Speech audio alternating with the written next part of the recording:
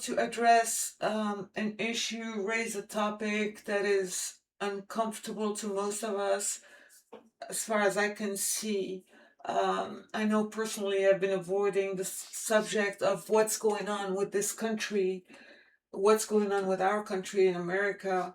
I've been avoiding the topic for the longest time, kind of trying to live my life in this wonderful leisure world bubble, um, and stay away from trouble, um, just because things are upsetting.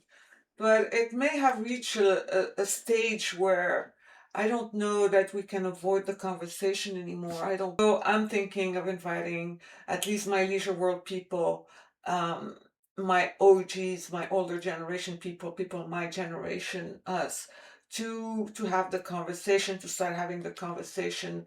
Um, uh, the situation calls for it. I think we've reached a point where we need to do this, where we can't just tolerate certain things happening right there in front of us. We can't have our young moms and dads getting getting mistreated in any way, as far as even losing their lives for no apparent reason that we can tell. And we can't afford all of this as a nation, as a people, as a collective. Our souls can't take it, I think, anymore. I know my soul is really having a hard time dealing with all of this. It's triggering all kinds of stuff, going back all the way to my own ancestors. And we have to examine everything we do. We have to look at ourselves in the mirror and decide what it is that we're going to be telling our children. My own are in their 40s and they're lost. I'm pretty sure everybody's child is lost right now in this world, like not knowing what's right, what's wrong anymore, what's a sin, what's not a sin anymore. I mean, we don't know anymore what to trust. Our children don't know whether they should trust their churches or their pastors or their mosques or their synagogues or anything. They do not know what to trust. And definitely nobody knows whether to trust the government anymore. Definitely our children don't. And my own grandchildren, I have to face the future questions. We have to face the questions of the future generations about the world we leave behind us. That's an obligation we have, I believe, as a generation. We certainly need to do some work on ourselves. The younger generation, they look at us weird. They don't like us very much. They think we're spoiled and all of that.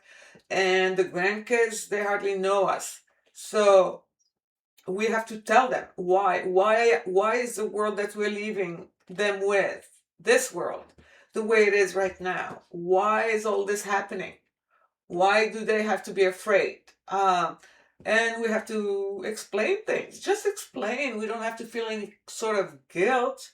Um, Most of us, I'm sure, are good people who we did our best. But let's tell them the circumstances of the context, the historical context, everything that America is about, everything that America has been doing all over the world, in, starting here though, you know, yeah, there's a lot of work to be done, and I do believe the older generation has a responsibility to start telling those stories for real, and to start taking a stand. Because remember, we, the older generations, we are the voting. We are a large voting group. Aren't we the largest voting group? Don't we count? Don't they care about what we say and think? And don't we care about those kids and grandkids? Huh? Don't we care about how they've been looking at us? How they are looking at us? I think we do, and I'd like to start that conversation if it's not happening somewhere else already. If it is, let me know where. I'll go join. In the meantime, let me know what you think, and good luck to everybody. Stay safe. Peace. Peace out.